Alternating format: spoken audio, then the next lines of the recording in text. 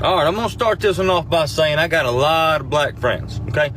Most of them I got through playing football. They were my teammates. We've been to war together on the football field, love them to death. Now, with that being said, ever since I have had said friends, they have told me that I have a bad habit of putting them in white people positions. I do not fully understand what they mean, but they gave me the reference of like passing a cop on a 2-lane road because he's going underneath the speed limit. Apparently they ain't supposed to do that. It makes them nervous. Anyway, about a week ago, get a call from a buddy of mine. Play football together. Says, hey buddy, I want you to come to a cookout. Hell, you ain't got to hit me in the face with a wet mop. I like cookouts. So I show up to the cookout. Alright. As I step out of my pick 'em up truck, I realize that the only 3 white things at this cookout is the salt shaker, the napkins, and me. Alright. As I'm walking up, I am being greeted by his grandma and grandpa, and his great grandma and grandpa, and his 47 cousins. Alright, which there's no way for me to remember all these people's names. Anyway, there's a long table where the food, everybody's eating at, okay? They bring me over and set me down at the head of the table. I'm already really uncomfortable at this point, because I don't know what's about to happen. Well, they say the blessing, and I get up to go fix my food. Well, I was not aware that at a black cookout, you do not fix your own plate. They fix your plate for you. Now, they bring me a whopping Dixie plate that some bitch is rounded off like this with barbecue, okay? And I'm gonna eat it. Don't get me wrong, I don't waste food, I'm gonna eat it. So as I'm sitting there munching away, you know, just kind of getting my bearings about where I'm at, these 2 ladies walk up to me, 2 of his aunties, with 2 different potato salads.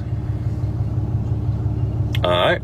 They say, we want to get your opinion on which one of these is better. Now, apparently just because I'm white, I'm supposed to know the different calibers of mayonnaise. Well, I ain't finna piss nobody off at this cookout, okay? So I ate both of them, and I told them that they were just so damn good, both of them, I couldn't pick one. Now, at this current time, I am almost in a food coma because I've ate so much because I didn't want to disrespect nobody's cooking there. And then his great-grandmama, Mama T, that's what they call her, she comes up to me with what looks like a 5-pound piece of cherry pie. Now, let me paint a picture for you. I've got the meat sweats, all right? Barbecue sauce on my shirt.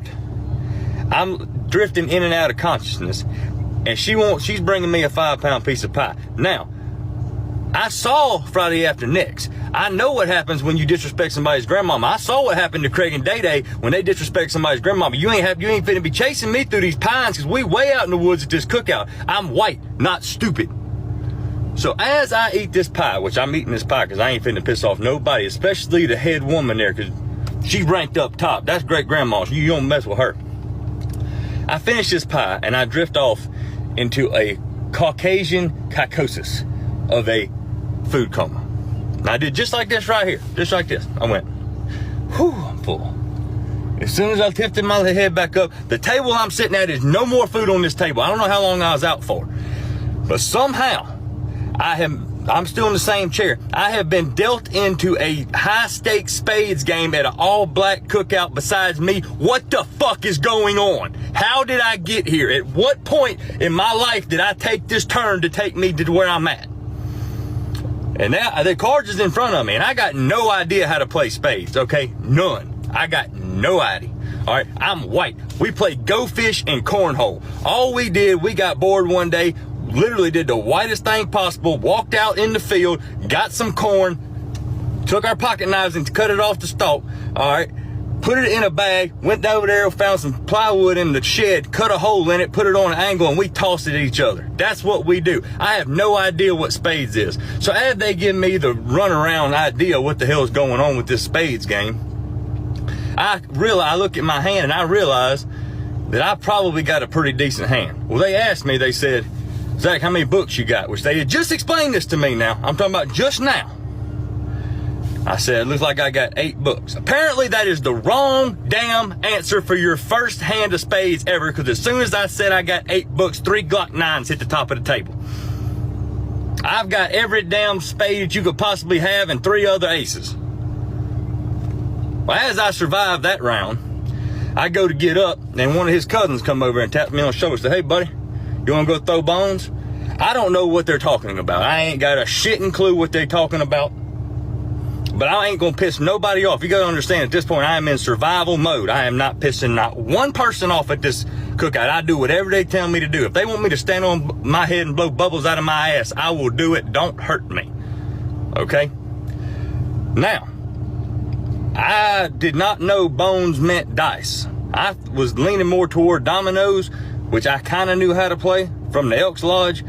But apparently, bones means dice. I lost $36 so fast my fucking head was spinning. Okay? And apparently when they yell gator, that just code word for white man loses, because they just took my money and I just put some more down until I ran out of money. Which is fine. Made it through that one too. Now, as I'm slowly trying to make my way back to my truck, I went over to thank Mama T. You know, I thank my buddy. I thanked everybody on the way to my truck. And I've got my truck in my sights. I am zeroed in on my truck, trying to leave this place. Now, I get to my truck. I put my hand on my truck to go open it, and there's a sense of relief that comes over me. Like I didn't piss nobody off. Nothing went wrong. I went, whew, I made it. Now, as I open my door, I feel a tap on my shoulder. I turn around. The whole damn cookout is behind me. Everybody there is right around my truck, with Mama T right there in the front and my buddy. And he looked at me, he said, "Hey buddy, next week's Mama T's birthday, you coming back?" And I looked at him, bamboozled on what to say. And the only thing I could come up with was, "You damn right I'm coming back, because that's the best damn barbecue I've ever had in my life." I don't know if you ever been to All Black Cookout, but I'm gonna tell you something. If you get the invitation, you better take that shit, because that is the best food you ever gonna get, and the nicest damn people. I was scared shitless. I ain't gonna lie. I'm a big guy. I was acting like a little bitch. I didn't know what was happening. But at the same time, that's the most fun and some of the best people I've ever been around in my entire life. I'm going back next week. Bet. I told him, I said, y'all need me to bring something like some ice, because I ain't trying to cook with y'all. Y'all want some ice? Or like some, you want me to go get my little cousin Kyle that wears monster hats and shit? And bring him? You know, so he'll feel at home. He got wife beaters and stuff. What y'all need? They told me I couldn't bring nothing but myself, me, and I. Which I will be there. I'm white, not stupid. I ain't pissing nobody off. Shit.